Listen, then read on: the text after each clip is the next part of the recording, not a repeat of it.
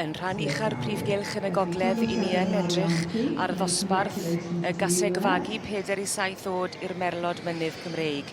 Wi'm yn credu bod ni'n bell beth o gael canlyniad ag wi'n gwybod bod Border Valley Height of Fashion wir yn gobeithio dal gafel ar y safle yna. O, mae'r het i ffwrdd!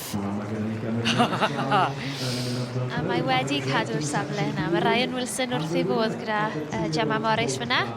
Y ddau wedi magu hon. I ti'n gweld wrth i hymateb nhw, beth mynd i olygu? Odi.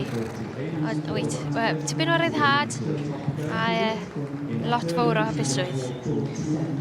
Yr ebolion hefyd yn gallu bod yn eitha defnyddiol mewn ffordd yn y dosbarth yma.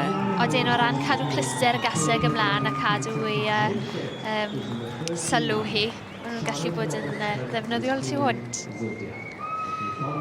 Ryan Wilson yn dangos. Ie, a wedi magu hi gan weld Derys Charlie allan o Ceilan Carin. Ac yn amlwg yn ôl yr ymateb wrth i fodd. A mae'r rhai bod e'n felysach bron os wyt ti wedi magu ac yn dangos. Mae'r berthynas yn glosach. Sa'n i'n meddwl, nerfreiddwyd sa'n i'n meddwl, ennill gyda un chi wedi magu. A beth am hanes Ryan Wilson?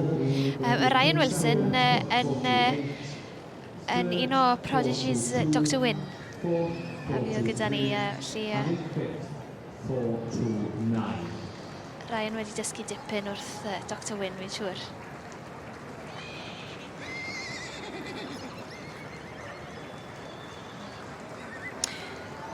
Golygfa wych i gynulleidfa'r eisteddle wrth i Border Valley Height of Fashion fynd ar wobr gynta yn nosbarth y Caseg Fagu 4 i 7 oed gyda'i hebol yn yr adran A. A Ryan Wilson ar ben i ddigon.